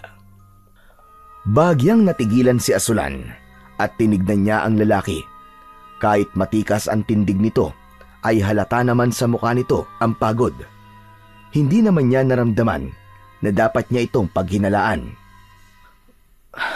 Wala na akong tinapay eh. Pero titignan ko, baka may natira pa.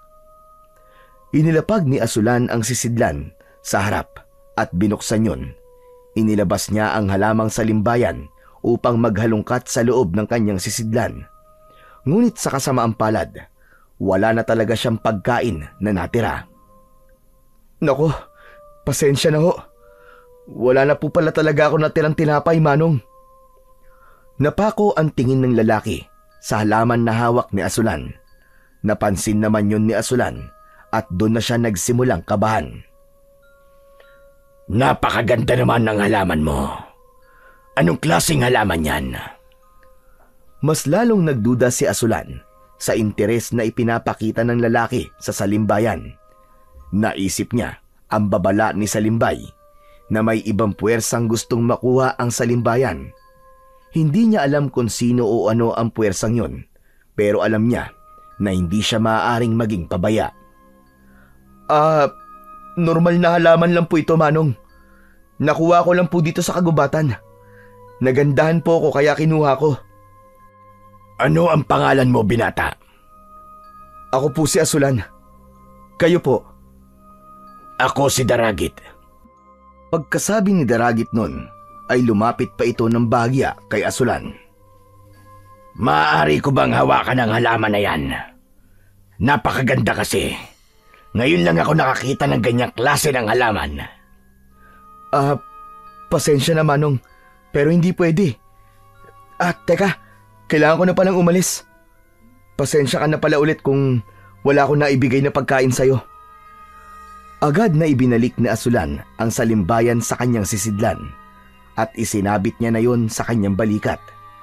Hindi na niya hinintay na magsalita ulit si Daragit at mabilis na siyang naglakad palayo sa lalaki. May naramdaman siyang kung anong hindi tama kay Daragit.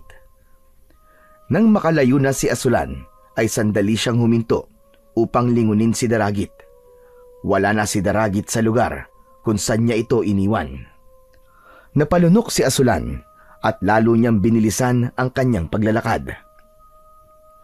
Habang naglalakad si Asulan sa kagubatan, ay mas naging matindi ang sikat ng araw. Hindi nagawang saluhin ng mga punong naroon ang pagtama ng masakit na sikat ng araw sa kanyang balat, kaya tagaktak ang pawis sa kanyang muka at katawan. Wala din siyang ibang inilalaman sa kanyang tiyan, kundi ang tubig mula sa ilog na kanyang sinusundan. Ilang beses na siyang tumigil upang uminom dahil palaging nanunuyo ang kanyang lalamunan nang dahil sa labis na pagod. Makalipas ang ilang oras, ay naramdaman na ni Asulan ang pagbigat ng kanyang katawan. Ang kanyang mga paa at binti ay nagsimula ng sumakit. Ngunit sa kabila nun ay hindi siya huminto at sumuko. Makalipas ang ilang oras ay kumagat na ang dilim. Mas ramdam ni Asulan ang pagod at alam niya na kapag pinilit pa niyang magpatuloy ay baka kung ano na ang mangyari sa kanya. Nang makakita siya ng isang malaking puno, ay nagdesisyon siya na doon muna magpahinga. Maraan siyang umupo sa ilalim ng puno. Isinandal niya ang kanyang likod sa katawan ng puno. Mula roon ay nakita niya ang kalangitan na punong-puno ng mga bituin. Dahil doon ay naalala niya ang kanyang ama. Huwag po kayo mag-alala, tatay. Malapit na tayo magkasamang muli. Alam ko po na labis na po ang pag-aalala niyo para sa akin. O baka nga iniisip niyo na patay na ako.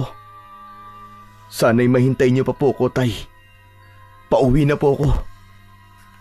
Napayuko si Asulan at hinigpitan niya ang pagkakahawak sa kanyang sisidlan. Hindi nagtagal ay humiga na si Asulan sa lupa. Ipinikit niya ang kanyang mga mata at niyakap niya ang kanyang sisidlan. Yun ang kanyang paraan upang protektahan ang pinakamahalagang bagay na meron siya ng sandaling yon.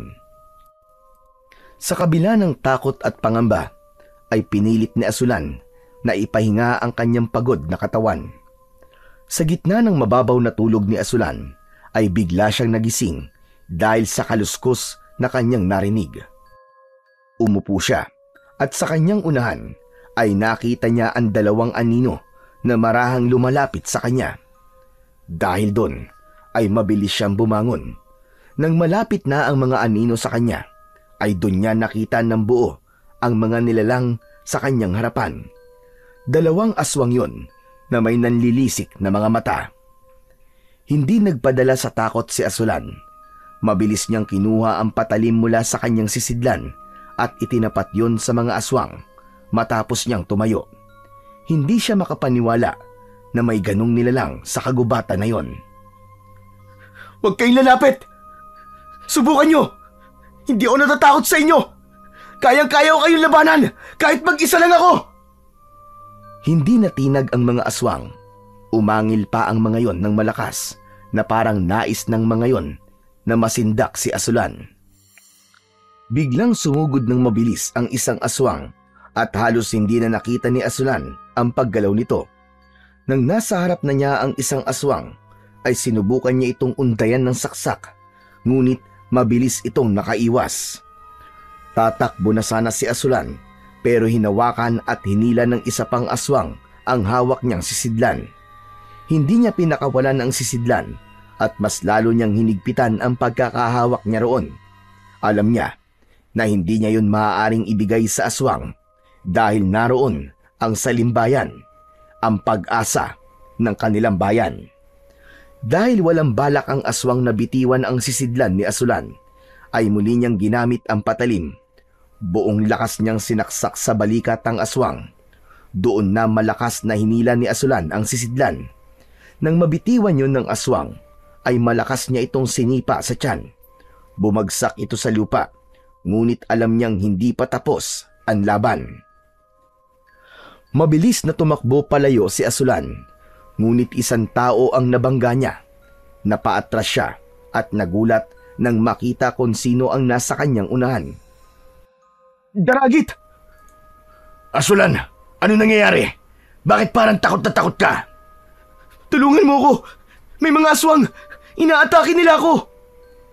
Hindi na nagsalita pa si Daragit.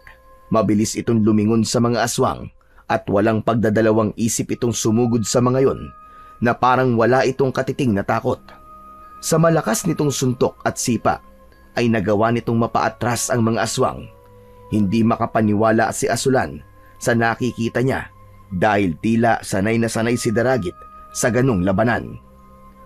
Tila natakot ang dalawang aswang kay Daragit at umatras ang mga yon. Mabilis na tumakbo ang mga aswang hanggang sa tuluyang nilamon ang mga yon ng kadiliman. Lumapit si Daragit kay Asulan na nanginginig pa rin sa takot. Hindi siya makapaniwala na buhay pa rin siya ng sandaling yon. Ayos ka lang ba, Asulan? Hindi ka ba nila nasugatan? Hindi naman. Maraming salamat, Daragit. Utang ko sa iyo ang buhay ko. Kung hindi ka dumating, malamang patay na ako ngayon. Walang anuman. Delikado sa kagubatang ito, lalong-lalo na sa gabi. Maraming gumagalang aswang dito na laging naghahanap ng kanilang magiging biktima. Napatingin si Asulan sa direksyon kung saan tumakbo ang mga aswang. Alam niyang may posibilidad na bumalik ang mga yon anumang oras. San ka ba papunta? Ihahatid na kita. Nagdalawang isip si Asulan, pero nang maalala niya ang pag-atake ng mga aswang, ay napagtanto niyang mas ligtas nga siya kung may kasama siya. Kahit hindi pa niya lubos nakilala si Daragit, ay mas mabuti nang may kasama siyang kayang makipaglaban sa mga aswang kesa mag-isa niyang tahakin ang kagubatan. Salamat ulit, Daragit ah. Pasensya na sa abala. Huwag mong isipin yun. Ang mahalaga ay ligtas kang makarating sa iyong pupuntahan. Sinilip ni Asulan ang kanyang sisidlan. Nakahinga siya ng maluwag dahil naroon pa rin ang salimbayan at hindi yun nagkaroon ng kahit na konting pinsala. Hindi nagtagal ay naglakad na si Asulan habang nasa tabi niya si Daragit. Patuloy na naglalakad sina Asulan at Daragit sa gitna ng madilim na kagubatan. Hindi na nagawang itago ni Asulan ang labis na pagod at antok. Makailang beses siyang natumba at huminto dahil pakiramdam niya ay bibigay na ang kanyang katawan. Hanggang sa naisipan na nga ni Asulan na magtanong sa kanyang kasama. Daragit, ano palang ginagawa mo sa kagubatan na to? May hinahanap ako. Isang napaka-importanteng bagay. Anong bagay yon? Baka matulungan kita. Hindi sinagot ni Daragit ang tanong na yon ni Asulan, kaya hindi niya na ito pinilit na magsalita. Makalipas ang ilang minuto, ay mas lalong naramdaman ni Asulan ang pagbigat ng talukap ng kanyang mga mata. Bumagal na ang pagakbang niya na parang anumang sandali ay bibigay na ang kanyang katawan. Napansin naman yun ni Daragit at huminto muna ito sa paglalakad. Magpahinga ka na muna, Asulan. Ramdam kong hindi mo na kaya magpatuloy sa paglalakad. Isa pa, mas ligtas kung bukas ng umaga na lang tayo maglalakbay. Tama ka, Daragit. Hindi na talaga kaya ng katawan ko. Kailangan ko na magpahinga kahit saglit lang. Huwag ka mag-alala at kasama mo naman ako. Kung sakaling bumalik ang mga aswang na yon, ay kayang-kaya ko silang itaboy ulit. Tumingin sila sa paligid at napansin nila ang isang malaking puno na may malalapad na ugat. Sinabi ni Daragit na maaari silang magpahinga doon. Tinungo nila ang malaking puno. Sumandal sa puno si Daragit at saka pumikit. Habang si Asulan naman ay inalis ang pagkakasabit ng sisidlan sa kanyang balikat. Humiga siya sa malamig na lupa at niyakap ang kanyang sisidlan. Ipinikit na rin ni Asulan ang kanyang mga mata at dahil kampante siya, dahil naroroon si Daragit, ay mabilis siyang nakatulog. Sa gitna ng maimbing na pagtulog ni Asulan, ay bigla siyang napabalikwas. Agad siyang napaupo habang may hindi maipaliwanag na kaba sa kanyang dibdib. Nagulat siya nang makita niya ang diwatang si Salimbay sa kanyang harapan. Salimbay? Diyos ko, ikaw lang pala. Akala ko kung sino na eh. Hindi sumagot ang diwata. Marahang tumayo si Asulan at nagtaka siya sapagkat hindi niya na nakita doon si Daragit. Alam kong nagtataka ka kung bakit nawala ang lalaking tumulong sa'yo laban sa dalawang aswang. Ngunit hindi lamang siya ang nawawala, Asulan. Nanlamig si Asulan. Agad niyang kinuha ang kanyang sisidlan at nang silipin niya ang loob nun ay nanlumo siya dahil wala na roon ang salimbayan. Bumagsak ang balikat niya at may pagtatakang tumingin siya kay Salimbay. Ang ibig mo bang sabihin ay tinangay ni Daragit ang salimbayan? Tama ka, Asulan. Binalaan na kita na may ibang puwersang nais ding makuha ang salimbayan. Patawad. Patawad, Salimbay. Naging pabaya ako. Masyado ako nagtiwala kay Daragit. Dahil iniligtas niya ako, inisip kong wala siyang masamang hangarin sa akin. Napakatanga ko. Hindi ako nag-iisip. Sadyang maraming tao ang mapanlinlang, Asulan. Hindi lahat na nagpapakita ng kabutihan ay tunay na mabuti. May ilan na nagbibigay ng tulong, hindi dahil nais nilang makatulong, kundi dahil may mas malalim silang pakay. Hahanapin ko si Daragit at kukunin ko sa kanya ang salimbayan. Hindi ako pwedeng bumalik sa aming baryo na hindi ko yung dala. Yun na lang ang aming pag-asa. Matapos yun, ay agad na kinuha ni Azulan ang patalim sa kanyang sisidlan. Maigpit niya yung hinawakan. Alam niyang wala na siyang dapat sayangin na oras. Kailangan niyang hanapin si Daragit at bawiin ang salimbayan bago pa yun tuluyang mawala sa kanya. Akmang-haakbang na sana si Azulan para umalis nang muling magsalita si Salimbay. Hindi mo yata nauunawaan kung sino talaga ang kalaban mo, Asulan. Anong ibig mong sabihin, Salimbay? Si Daragit ay isang aswang. Isang pagpapatiwakal lang gagawin mo kung haharapin mo siya. Lalo na't wala kang kasanayan sa pakikipaglaban sa isang tulad niya. Kung susugod ka ngayon, maaaring kamatayan lamang ang sapitin mo. Mariing napakagat sa labi niya si Azulan. Doon niya napagtanto na totoo ang sinabi ni Salimbay. Dahil kahit doon sa dalawang aswang ay wala siyang naging laban. Pero hindi ko pwedeng hayaan na mawala ang salimbayan. Yun lang ang pag-asa ng aming baryo para gumaling ang mga tao ron. Hindi kita pipigilan sa iyong hangarin, Asulan. Hanapin mo si Daragit at bawiin mo sa kanya ang salimbayan. Ngunit bago mo gawin yon, ay may isang bagay kang kakailanganin. Itinaas ni Salimbay ang isa nitong kamay at mula sa palad nito ay unti-unting lumitaw ang isang maliit na batong kulay asul na bahagyang kumikinang. Ano yan, Salimbay? Ito ang makapangyarihang mutya ng asong gubat. Habang tangan mo ito, magkakaroon ka ng katangian ng isang asong gubat. Magkakaroon ka ng hindi pangkaraniwang lakas at bilis na hindi taglay ng isang pangkaraniwang tao. Ipinagkakaloob at ipinagkakatiwala ko sa iyo ito, Asulan. Walang pag-aalinlangan na kinuha ni Azulan ang mutya mula sa diwata at nang ikulong niya yon sa kanyang palad ay isang kakaibang pakiramdam ang bumalot sa kanyang katawan.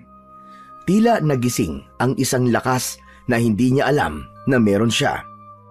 Maigpit na hinawakan ni Azulan ang mutya at matapang na tumingin kay Salimbay. Mahal na diwatang Salimbay, hahanapin ko si Daragit at kukunin ko sa kanya ang salimbayan. Matapos yun ay isinilid na ni Azulan ang mutya ng asong gubat sa kanyang bulsa. Naramdaman niya na mas naging gising ang kanyang pandama, naging matalas ang kanyang mga mata at maging ang pang-amoy niya ay naging kasing talas gaya ng sa asong gubat. Sinamyo ni Azulan ang hangin at naamoy niya mula roon si Daragit. Wala na siyang sinayang na oras. Mabilis siyang tumakbo at sinundan niya ang amoy ni Daragit. Sa gilid ng kanyang paningin ay napansin niyang kasabay niyang tumatakbo si Salimbay hanggang sa nag-anyong puting asong gubat, ang diwata. Hindi nagtagal ay palakas ng palakas ang amoy ni Daragit. Alam ni Azulan na malapit na siya sa kinaroroonan ng kanyang kalaban. Makalipas lamang ang ilang minuto ng pagtakbo, ay nakita na ni Azulan si Daragit. Nakatalikod ito sa gawi niya at naglalakad habang bitbit nito sa isang kamay ang salimbayan. Hindi na nagdalawang isip pa si Azulan. Gamit ang bilis at lakas na bigay ng mutya, ay mabilis siyang sumugod kay Daragit. Nang malapit na siya rito, ay buong puwersa niya itong sinipa sa likod. Napasubsob naman sa lupa si Daragit.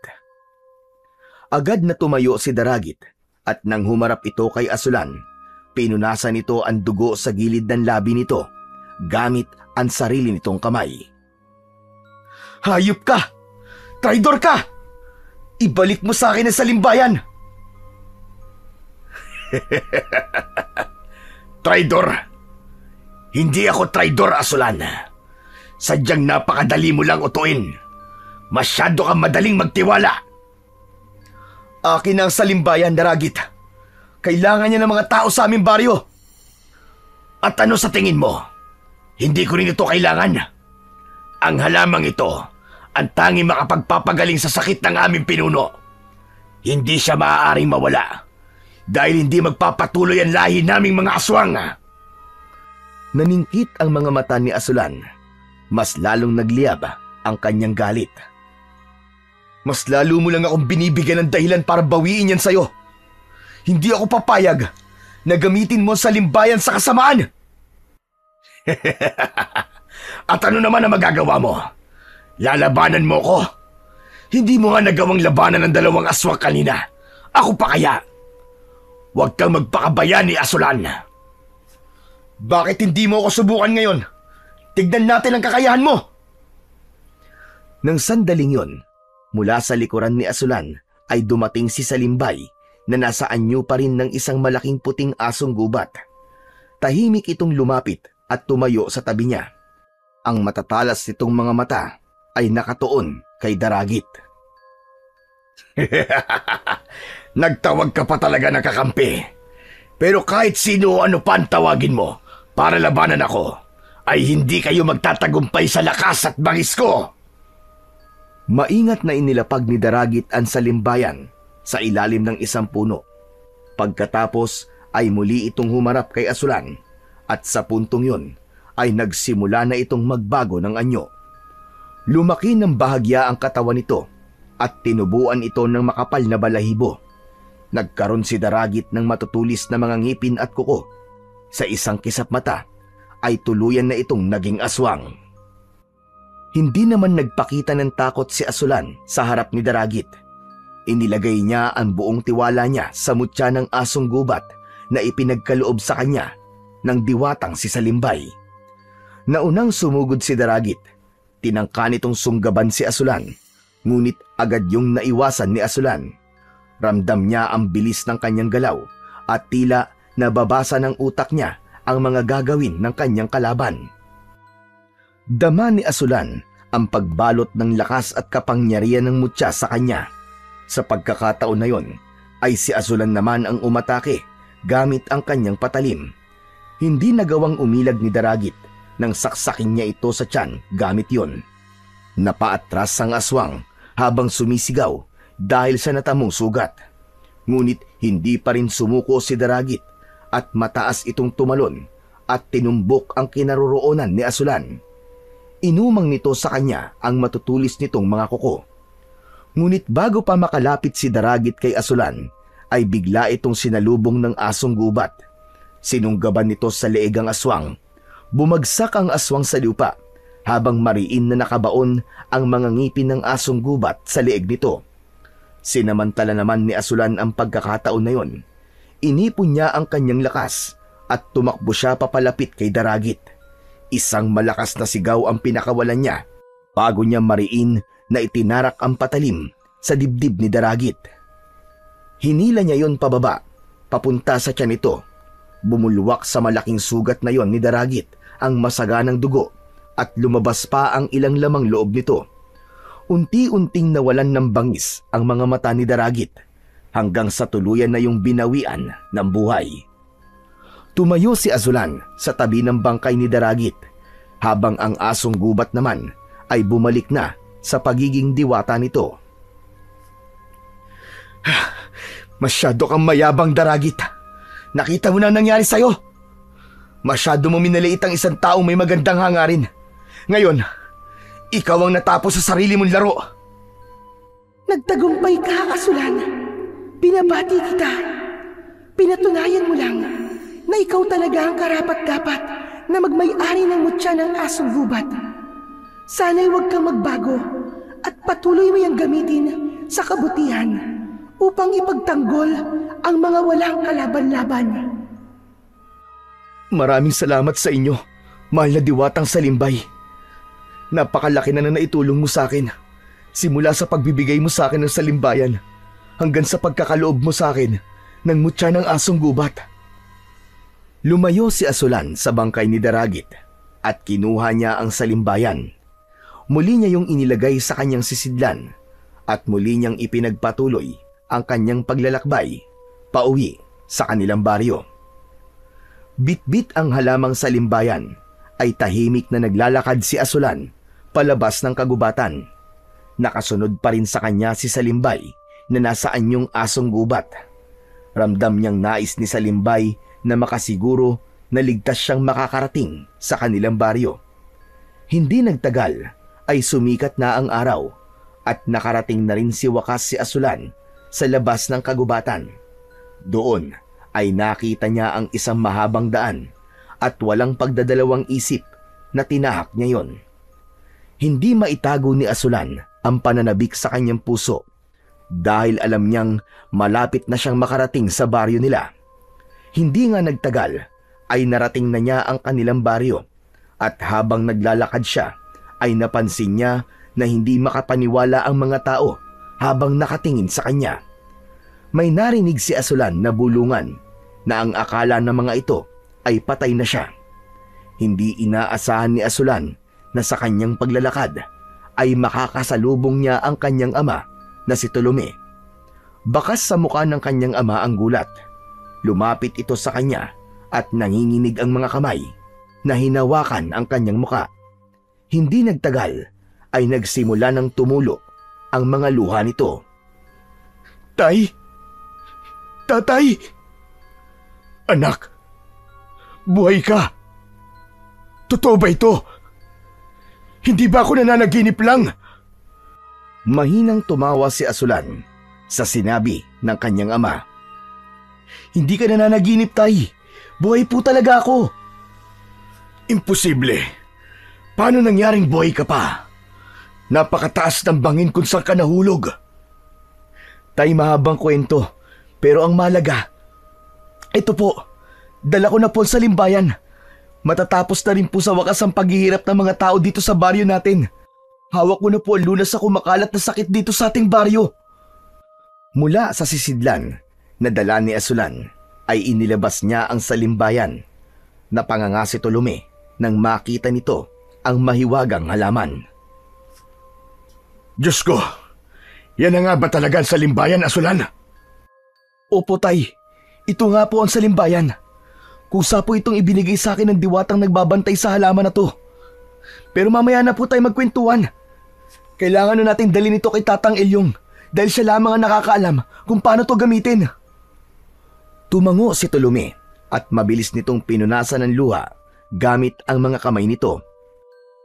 Bago magtungo sina Asulan kay Tatang Elyong, ay lumingon muna si Asulan sa kanyang likuran at nakita niya si Salimbay na nasa anyong asong gubat pa rin na naglalakad na pabalik sa daan na tinahak nila kanina. Alam ni Asulan na tapos na ang misyon ni Salimbay kaya oras na para bumalik ito sa tahanan nito. Maraming salamat sa iyo, mahal na diwatang Salimbay. Ano ka mo? May sinasabi ka ba, anak? Wala po, Tay. Tara na po kay Tatang Elyong. Sigurado po ako na matutuwa siya dahil nasa atin na po ngayon ang salimbayan. Hindi lang matutuwa si Tatang Elyong, kundi magugulat din dahil ang akala namin ay patay ka nang talaga. Napangiti si Asulan sa sinabi na yon ng kanyang tatay. Hindi na siya nagsalita at magkasabay na nilang tinahak ng kanyang ama ang daan patungo sa kubol ni Tatang Elyong. Matapos matanggap ni Tatang Elyong ang halamang salimbayan mula kay Asulan, ay agad nito yung ginamit upang gamutin ang mga may sakit sa baryo nila. Sa loob lamang ng ilang araw ay marami na ang gumaling at tuluyan nang napigilan ang pagkalat ng misteryosong karamdaman. Upang mapanatili naman ang biyaya ng salimbayan, itinanim ni Tatang Elyong ang ugat nito at inalagaan. Yun ay upang sa susunod na kailanganin nila ang kakayahan nito sa pagpapagaling ng kahit na anong sakit, ay hindi na nila kailangan suungin ang matinding panganib upang hanapin itong muli. Samantala, si Asulan ay itinanghal na bayani ng kanilang baryo. Marami ang humanga sa kanyang katapangan at determinasyon matapos marinig ang kanyang kwento kung paano siya nakaligtas sa bangin. nilabanan ng mga aswang at nagtagumpay sa pagkuha ng salimbayan. Tuluyan na ring tinanggap ni Asulan ang responsibilidad na kaakibat ng mutya ng asong gubat. At sa paglipas ng panahon, hindi lamang siya nakilala bilang isang mandirigmang handang ipagtanggol ang kanilang baryo mula sa kasamaan, kundi nakilala rin siya bilang isa sa pinakamahusay na manggagamot sa kanilang tribo. Nagagawin ang lahat upang mapanatili ang kapayapaan at kaligtasan ng kanyang mga minamahal sa buhay.